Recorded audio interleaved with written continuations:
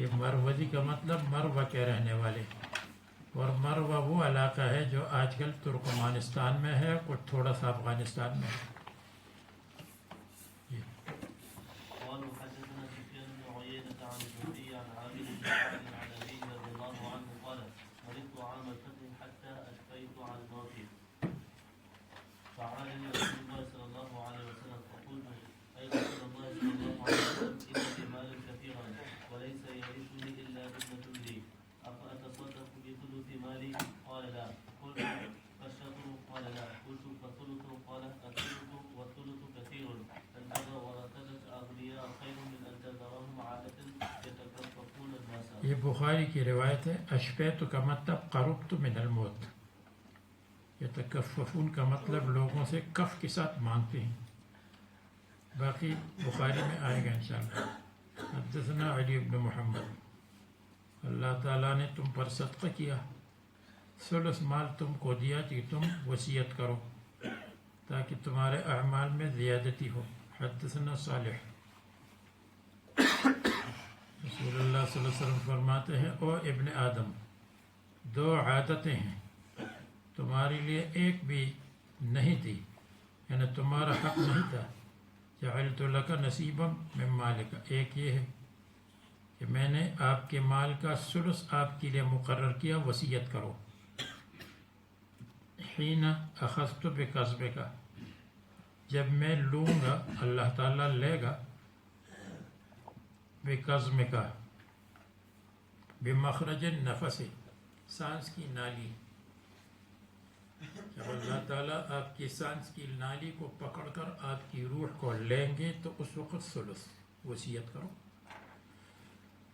آسان ترجمہ حین اخذت بنفسک بروحک لأطہرک بہ وازکیک، اور وصلاۃ عبادی علیک، اور جنازہ پڑھیں گے آپ کے اوپر لوگ۔ کب پڑھیں گے؟ بعد انقضاء اجلک، جب آپ کی عمر پوری ہو جائے۔ انقضاء پوری ہونا، اجل عمر۔ حدثنا علی بن محمد، ابن عباس فرماتے ہیں میری خواہش ہے کہ لوگ کم کرے ثلث سے ربع، یعنی ایک ربع وصیت کرے، اس لیے کہ رسول اللہ صلی اللہ علیہ وسلم نے ثلث کو کثیر فرمایا، وارث کے لیے وصیت نہیں ہے۔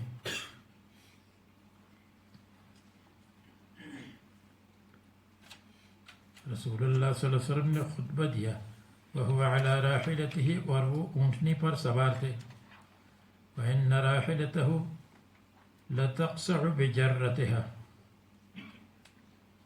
اور رسول اللہ صلی اللہ علیہ وسلم کی اونٹنی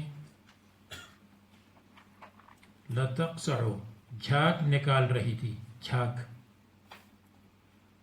بِجَرَّتِهَا، اپنی جگالی سے، یعنی اونٹ اور اونٹنی کی عادت ہے کہ یوں، تو اس کی وجہ سے جھاگ نکلتا ہے، اس کو جگالی کہتے ہیں۔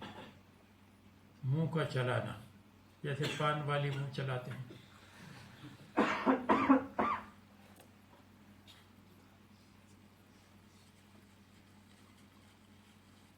تقصع سمجھ گئے؟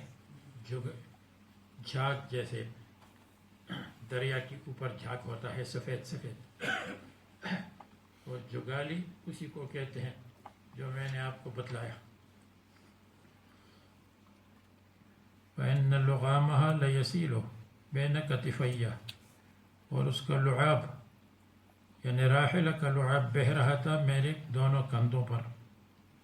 پھر حضرت نے فرمایا اللہ تعالیٰ نے ہر وارث کو حصہ دیا، تو وارث کے لیے وصیت جائز نہیں ہے۔ ولد بستر کے لیے ہے، نکاح، الولد للنکاح، اور عاہر کے لیے حجر ہے، زانی، اور جس نے نسبت کی غیر باپ کی طرف، او تولا غیر موالی ہے، یا غیر مولا کو مولا بنایا، فعلیہ لعنت اللہ والملائکۃ والناس اجمعین، یہ فرمایا۔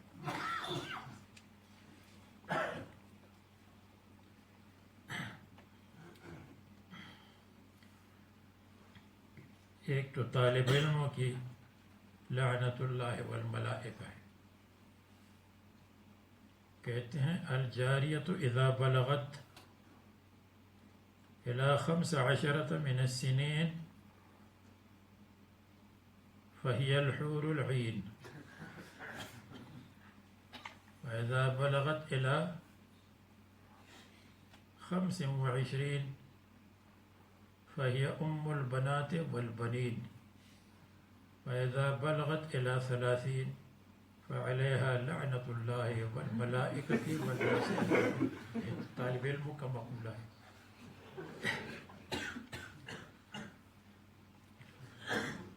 فعليه لعنة الله والملائكة والناس أجمعين لا يقبل منه صرف نفل ولا عدل نفرز. حدثنا هشام اسماعیل ابن عیاش ان کے استاد شرحبیل ابن مسلم خولانی شامی ہے تو حدیث حسن ہے صحیح ہے. ان اللہ قد اعطى كل ذي حق حقه فلا وصیة لوارث. حدثنا ہشام میں رسول اللہ صلی اللہ علیہ وسلم کی ناقہ کی نیچے تھا اور مجھ پر لعاب بہہ رہا تھا اور حضرت سے میں نے سنا یہ جو یہاں مذکور ہے. باب الدین قبل الوصیہ. اگرچہ قرآن کریم میں دین وصیت کے بعد ہے لیکن حقیقت میں دین قبل الوصیت ہے. پہلے دین ادا کیا جائے گا اس کے بعد وصیت پوری کی جائے گی. قرآن کریم میں من بعد وصیت یوصی بہا اور دین وصیت کو مقدم کیا اس لیے کہ لوگ وصیت کا خیال نہیں رکھتے. کہتے ہیں وصیت دارالعلوم زکریا کے لیے کی ہے. دارالعلوم زکریا کون ہے کہ ہمارے اندر دخل دے؟ باہر کے لوگ. تو لوگ وصیت کو لا یعنی سمجھتے ہیں.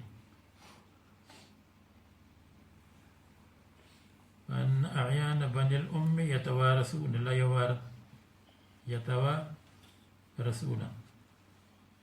اور بے شک اعیانی بہن بھائی اور اعیانی بہن بھائی ان کے لیے وجہ ترجیح کیا ہے؟ سبب ترجیح کیا ہے؟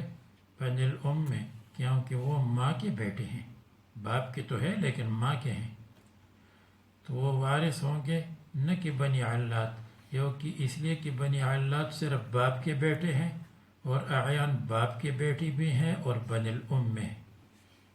تو اشکال وارد نہیں کہ اعیان کے ساتھ بن الام کیوں آیا؟ بن الاب والام یہ ہونا چاہیے کیونکہ یہ تو باپ دونوں کے ہیں.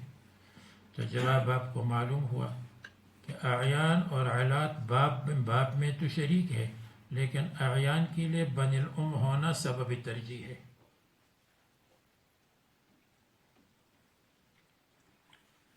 اعیان بہتر کے معنی میں ہے چونکہ والدین سے ہیں اس لیے بہتر ہے اور بنی علات صرف باپ سے ہیں. علات کو کیوں علات کہتے ہیں یہ کسی اور جگہ پر بیان کرنے کے لیے بھی ٹائم لگ جائے گا. باب من مات ولم یوص هل یتصدق عنہ. جی وصیت نہیں کی تو خیرات کر لو. حدثنا ابو مروان. سوال ہوا میرے والد مر گئے ہیں وصیت نہیں کی ہے. قال یکفر عنہ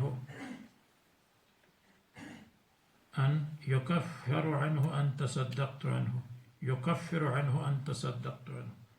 اگر میں صدقہ کروں گا تو یہ کفارہ بن جائے گا. جی. حدثنا اسحاق.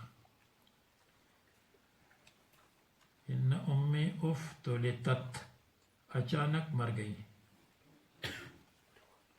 اچانک ہو گیا انتقال. اب ان کی پیچھے خرچ کر سکتی ہو مال. رسول اللہ صلی اللہ علیہ وسلم نے فرمایا خرچ کرو یہی تو آپ کا کمال. فقال نعم. باب قوله ومن كان فقيرا فليأكل بالمعروف. ایک آدمی آیا لا اجد شيئا. میرے مال نہیں میرے پاس یتیم ہے اس کا مال ہے. فرمایا یتیم کا مال کھاؤ لیکن اسراف کے ساتھ نہیں بطور اجرت.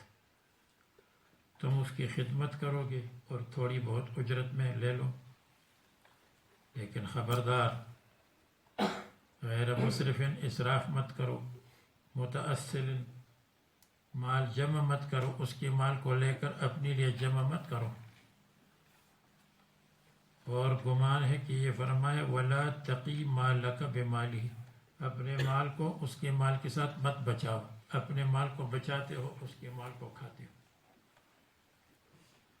ابواب الفرائض، میراث۔ باب الحث، ترغیب۔ حدثنا ابراہیم، ابو ہریرہ جی، تعلموا الفرائض وعلموها فإنه نصف العلم، نصف علم ہے يتعلق بالوفات، اور دوسرے علوم يتعلق بالحیات۔ وهو ينسأ، وينسى بھی ہے، ينسى بھلایا جائے گا، ينسأ مؤخر کیا جاتا ہے، لوگ ان کو پیچھے ڈالتے ہیں۔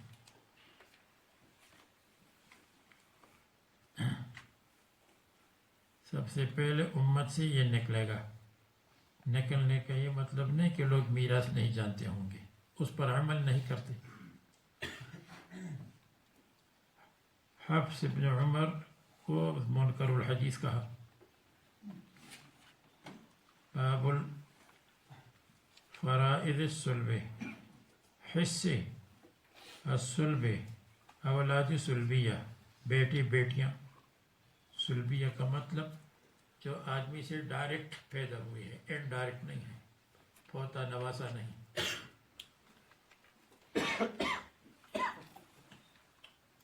سعد کی بیوی آئی، یا رسول اللہ یہ سعد کی بیٹیاں ہیں، وہ احد میں شہید ہوئے ہیں، چچا نے پورے مال پر قبضہ کیا۔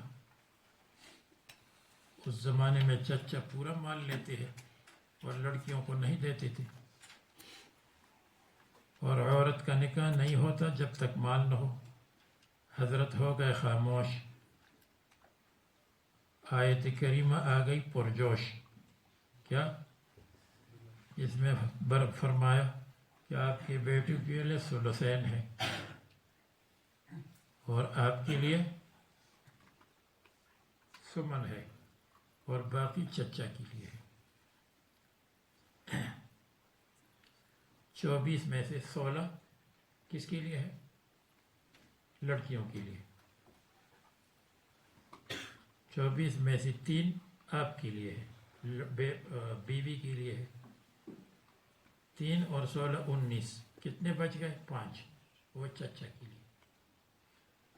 آج کل یہ فارمولہ نکلا ہے کہ ہر مسئلہ 24 سے کرو، یہ نصف قسم ثانی کے ساتھ مل جائے تو مسئلہ 6 سے ہے، ربع مل جائے تو مسئلہ 12 سے ہے، ثمن مل جائے تو مسئلہ 24 سے ہے۔ اس چکر میں مت پڑو، ہر مسئلہ 24 سے کرو، یہ آسان ہے، وہ سارے قوانین دفن ہو جائیں گے، بس ختم۔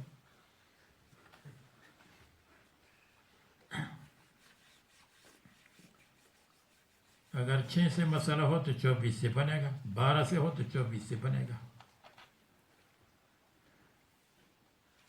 تو بہرحال یہی اس میں آیا جو میں نے بتایا۔ حدثنا علی بن محمد، ایک آدمی ابو موسیٰ کے پاس آیا، ان سے سوال کیا، لڑکی رہ گئی، بنت الابن رہ گئی، اور عیانی اخت رہ گئی۔ انہوں نے فرمایا بیٹی کے لیے نصف ہے، باقی بہن کے لیے ہے، پوتی کے لیے کچھ نہیں۔ لیکن دیکھو ابن مسعود کے پاس جا کر فَسَيُتَابِعُنَا، وہ میری موافقت کریں گے۔ ابن مسعود کے پاس آیا اور انہوں نے بتایا۔ عبداللہ ابن مسعود نے کہا قَدْ ضَلَلْتُ إِذًا، میں تو گمراہ ہو جاؤں گا اگر یہ فیصلہ کروں، میں وہی فیصلہ کروں جو رسول اللہ صلی اللہ علیہ وسلم نے کیا، لڑکی کے لیے نصف ہے، اب یہاں 24 سے کرو، 24 میں سے لڑکی کے لیے 12 ہے، بنت الابن کے لیے سدس ہے، سدس 4 ہے، سدس 4 چکی 24 104 ہے، 4 اور 12 16 ہے تکملۃ للثلثین، اور باقی 8 للأخت. اب اس کو بھی 24 سے کرو.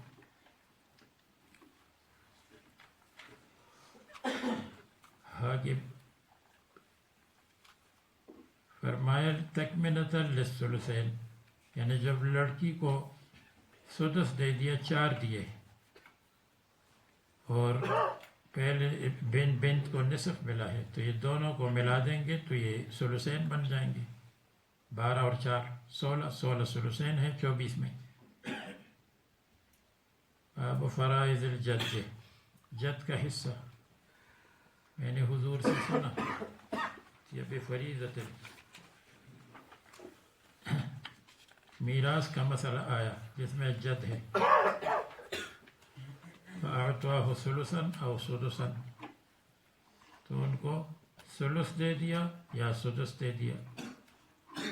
اصل میں تو اس کے لیے سدس ہے، لیکن اگر دادا عصبات میں سے ہو تو پھر اس کے لیے اور ایک بڑھ جائے گا، ثلث بن جائے گا. مثال کے طور پر ایک آدمی مر گیا، اس کی 2 بیٹیاں ہیں اور جد ہے، 2 بیٹیاں اور جد. اب میں نے بتایا ہر مسئلہ 24 سے کرو، تو بنتین کے لیے 24 میں سے کتنے ہیں؟ 16 ثلثین ہیں. اور سدس اس کے لیے ہے، جد کے لیے 4 اور 16 20. وہ جو 4 مزید رہ گئے ہیں وہ بھی جد کو مل گئے بطور عصبہ، کیونکہ جد ہے، باپ کی جگہ ہے.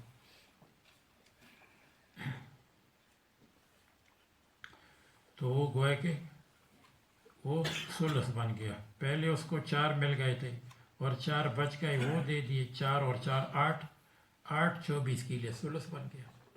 سمجھتے ہو بات؟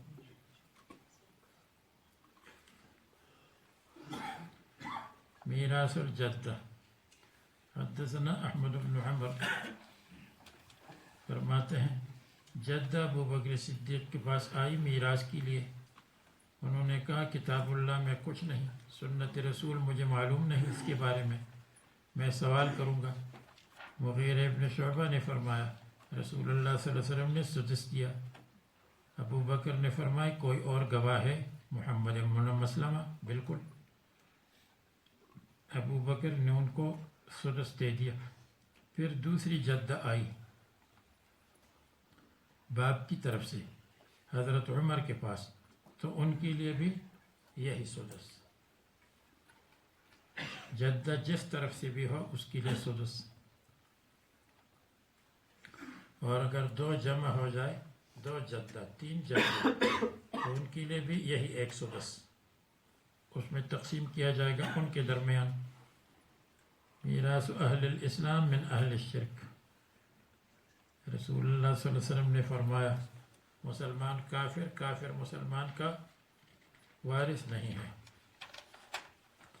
آج کل قانون میں کافر مسلمان ایک دوسرے کے وارث ہیں.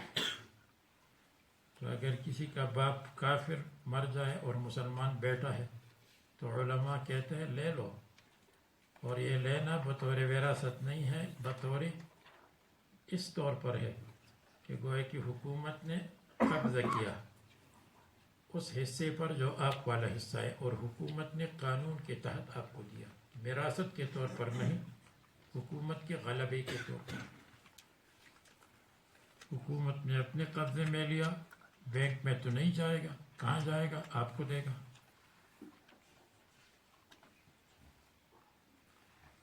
حدثنا احمد بن عمر، اس کو چھوڑ دے، بخاری کی حدیث سے. اس کے بعد ہے حدثنا محمد بن رمح. رسول اللہ صلی اللہ علیہ وسلم نے فرمایا وراثت نہیں لیتے ہیں اہل ملتین، کہ اسلام اور کفر، مسلمان اور کافر ایک دوسرے کے وارث نہیں ہیں. اور جو میں نے بتایا وہ اس طرح کی حکومت نے اس حصے پر قبضہ کیا اور پھر مسلمان کو دے دیا.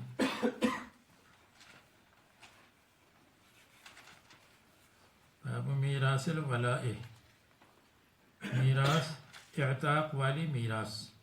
ولا کا مطلب اعتاق.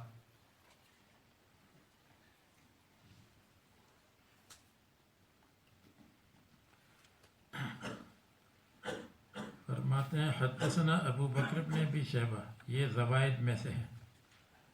زوائد تو سمجھتے ہو، خاص اسپیشل. زوائد کو چھوڑو، یہ اسپیشل حدیث ہے.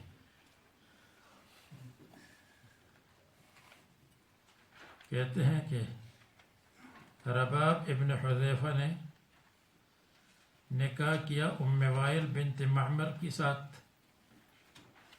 تو اس کی 3 بچے پیدا ہوئے. ان کی ماں مر گئی اور بیٹے وارث بن گئے اپنی ماں سے. رباعہ ان کے مکانات کے وارث بن گئے.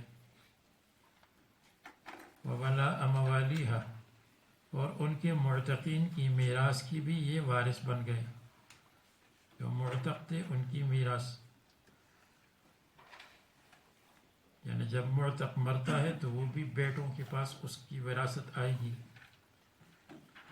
جب اس کے بیٹے وغیرہ نہ ہو. فخرج بہم عمرو بن عاص، عمرو بن عاص ان کو لے گئے، تینوں بیٹوں کو، جن کو ماں کی وراثت ملی تھی اور جن کو ولائے عتق بھی، میراث عتق بھی ملی، شام کی طرف. تو وہ تینوں مر گئے طاعون عمواس میں. طاعون عمواس جس میں ہزاروں لوگ مر گئے، وہ بھی مر گئے. فورثہم عمرو، تو عمرو بن عاص ان کے وارث بن گئے، ان بچوں کے تینوں کے.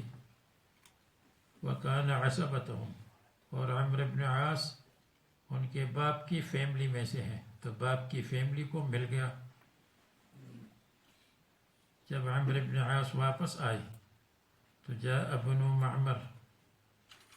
معمر آئے، یعنی ماں کی فیملی کے لوگ، جو ماں کی فیملی ہے، بچوں کی ماں. یخاصمونہ، ان کے ساتھ جھگڑا کر رہے تھے عمرو بن عاص کے ساتھ. فی ولاء اختہم، بہن کی وراثت میں، حضرت عمر کے پاس، کہ ہمیں تو بھی بہن کا کچھ ملنا چاہیے. حالانکہ بہن کا تو ان کو کیا ملے گا، اس لیے کہ بہن کے بیٹے تھے، بیٹوں کو مل گیا. اور بیٹوں سے پھر ان کے باپ کے خاندان کے پاس آیا، عمرو بن عاص کے پاس. تو کیا ہوا؟ فقال عمر نے فرمایا،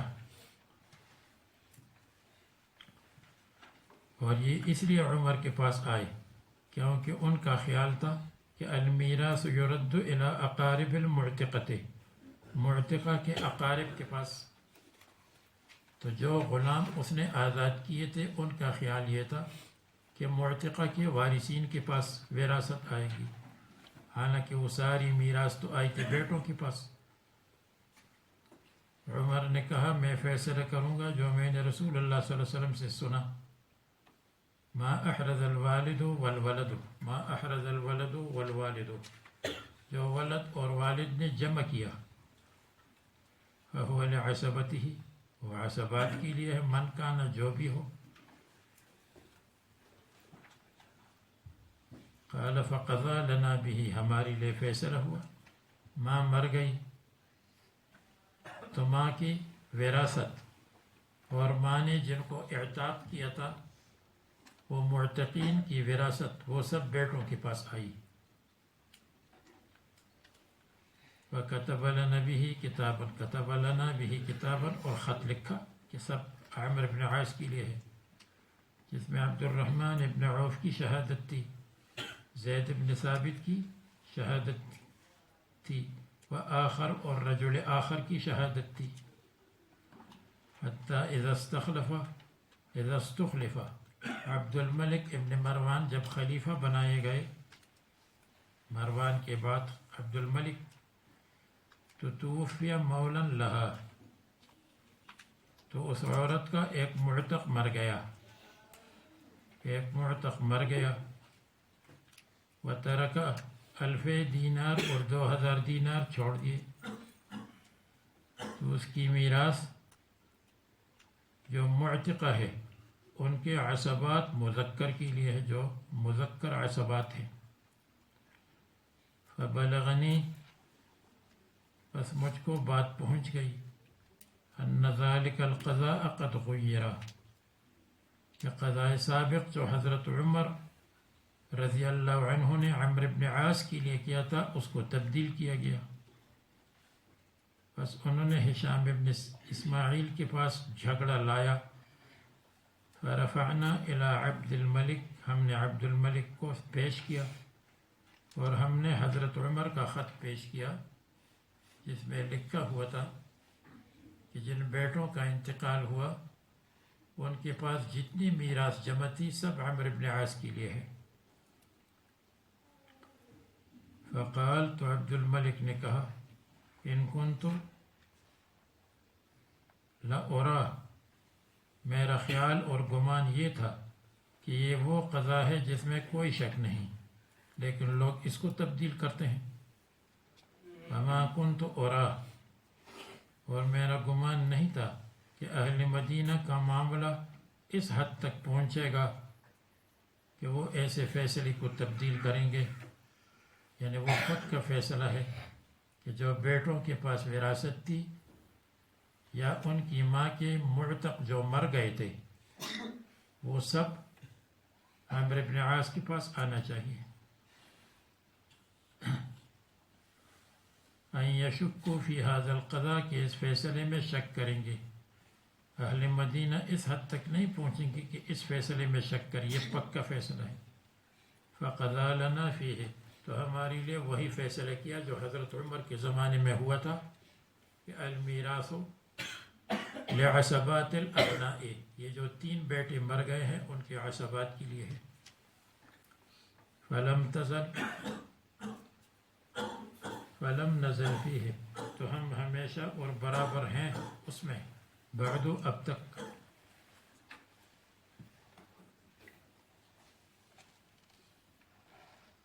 حدثنا ابو بکر بن ابی شیبہ یہ اسپیشل حدیث. رسول اللہ صلی اللہ علیہ وسلم کا ایک مولا تھا معتق وہ کھجور سے گر پڑا اور مر گیا. مال اور اولاد کو نہیں چھوڑا اور مال چھوڑا. ولا حمیما اور نہ رشتہ دار. حمیم رشتہ دار. رسول اللہ صلی اللہ علیہ وسلم نے فرمایا اس کی میراث ایک آدمی کو دے دو من اہل قریتہ. اس کا کیا مطلب اس کی میراث کا مستحق ہے بیت المال. بیت المال کے متولی رسول اللہ صلی اللہ علیہ وسلم. رسول اللہ صلی اللہ علیہ وسلم نے فرمایا بس اس بستی کے لوگوں میں سے کسی کو دے دو. بیت المال کے متولی نے یہ فیصلہ کیا. حدثنا ابو بکر بن ابی شیبہ فرماتے ہیں کہ ابن ابی لیلہ وہی اخت ابن شداد اور یہ جو بنت ہے بنت اخت ابن شداد ابن شداد کی بہن ہے یہ بنت حمزہ. قالت مات مولائی میرا معتق مر گیا اور اس نے بیٹی چھوڑی تو رسول اللہ صلی اللہ علیہ وسلم نے مال کو تقسیم کیا میرے اور اس بیٹی میں. کیوں؟ اس لیے کہ بیٹی اس کے لیے نصف ہے. باقی نصف عصبات نسبیہ کے لیے ہے. عصبات نسبیہ نہ ہو تو عصبات سببیہ اور سببیہ میں معتق شامل ہے.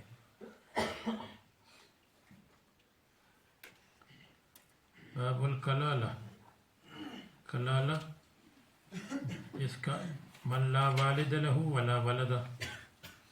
عمر ابن خطاب خطبے کے لیے کھڑے ہوئے حمد و ثنا کے بعد فرمایا میں اپنے بعد کسی چیز کو نہیں چھوڑتا جو اہم ہو کلالہ سے. اور اہم کیوں ہے؟ اس لیے کہ 2 آیتیں ہیں دونوں کا حکم مختلف ہے.